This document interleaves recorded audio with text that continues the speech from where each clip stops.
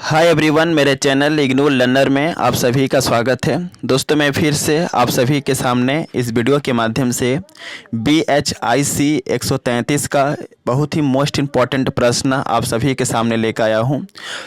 आप सभी से रिक्वेस्ट है कि आप एग्ज़ाम में इस प्रश्न को पढ़ के जाइए। और स्टार्ट करने से पहले मैं आप सभी से रिक्वेस्ट करता हूं कि अगर आप चैनल पर नए हैं तो सबसे पहले चैनल से जुड़िए, क्योंकि इस चैनल पे आपके जितने भी सब्जेक्ट हैं सभी सब्जेक्ट के इंपॉर्टेंट क्वेश्चंस के वीडियो बिफोर एग्ज़ाम आपको चैनल पर देखने को मिलेगा। ओके, तो प्रश्न की ओर आते हैं। प्रश्न एग्ज़ाम में आता है कि विजयनगर साम्राज्य के प्रशासन का विस्तृत वर्णन कीजिए। यानी कि विजयनगर जो साम्राज्य था उसका प्रशासन से संबंधित हमें बातें यहाँ पे करना है।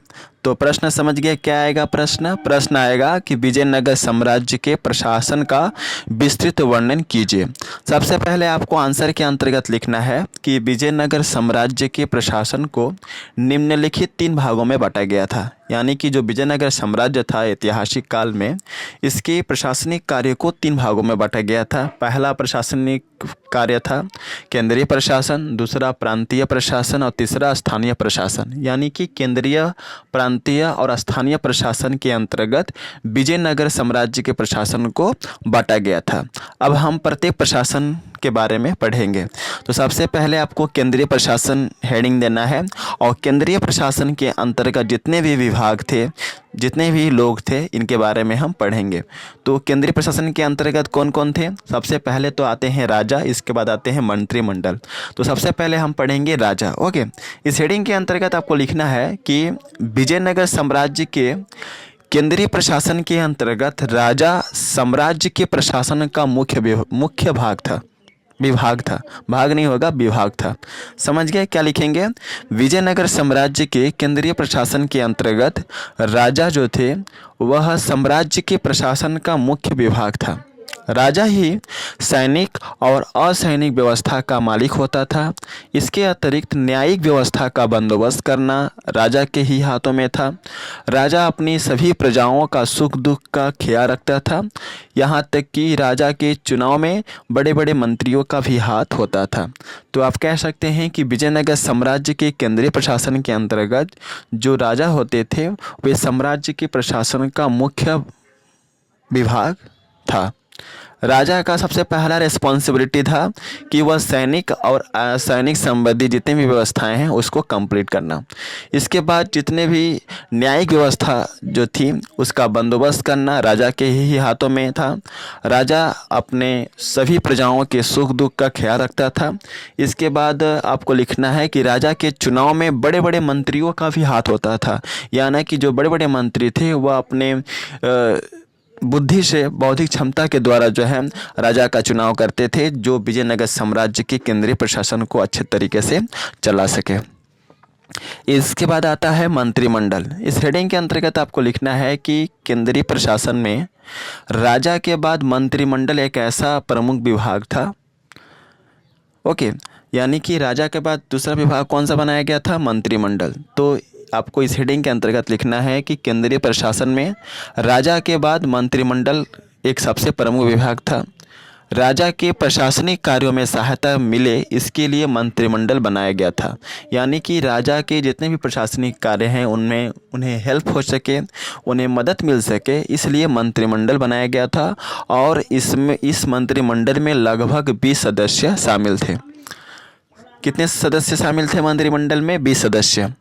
शासन कार्य को चलाने के लिए मंत्रिपरिषद का भी एक अहम भूमिका होता था, लेकिन राजा अपने इच्छा के अनुसार मंत्रिपरिषद की सलाह को स्वीकार करते थे। यानी कि केंद्रीय प्रशासन को अच्छे तरीके से चलाने के लिए राजा को राजा के लिए एक मंत्री परिषद बनाया गया था।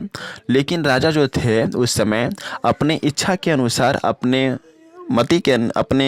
आवश्यकता के अनुसार मंत्री परिषद की सलाह को वे स्वीकार करते थे। यानी कि मंत्री परिषद की सलाह, एडवाइस को वे एक्सेप्ट नहीं करते थे, बल्कि अपने बौद्धिक क्षमता के द्वारा केंद्रीय प्रशासन को चलाते थे। तो मंत्रिमंडल क्या था? मंत्रिमंडल जो है केंद्रीय प्रशासन में राजा के बाद मंत्रिमंडल एक सबसे प्रमुख विभाग था। और राजा के प्रशासनिक कार्यों में सहायता मिल सके इसके लिए मंत्रिमंडल बनाया गया था और इसमें 20 सदस्य शामिल थे। अगला है हेडिंग, वह है सचिवालय। इस हेडिंग के अंतर्गत आप लिखेंगे कि केंद्रीय प्रशासन के प्रशासनिक कार्यों को करने के लिए एक सचिवालय की अभी स्थापना की गई थी। सचिवालय के प्रमुख अधिकारी सचिव कहलाता था। सचिवालय में 2 कोष थे। कोष मतलब फंड कहते हैं। सचिवालय में छोटे वाले कोष में हमेशा खर्च होने वाले पैसों को निकाला जाता था और बड़े वाले कोषों में काफ़ी अधिक मात्रा में धन संचित करके रखा जाता था और कभी ज़्यादा ज़रूरत पड़े तो इस कोष से, इस फंड से पैसा निकाला जाता था। अगला है राजस्व। इस हेडिंग के अंतर्गत आपको लिखना है कि विजयनगर के केंद्रीय प्रशासन के अंतर्गत राजस्व निम्नलिखित थे। इसके अंतर्गत भू कर, संपत्ति कर, विक्रय कर, परिवहन कर आदि कर शामिल थे। केंद्रीय प्रशासन के अंतर्गत इन राजस्व को वसूल करके विजयनगर साम्राज्य को विकसित किया जाता था। अगला है सैन्य व्यवस्था।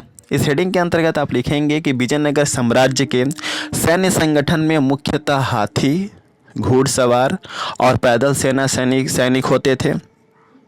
किसी भी युद्ध के दौरान विजयनगर का यह सैन्य संगठन एक साथ सम्मिलित होकर विरोधी दल के प्रति आक्रमण करते थे।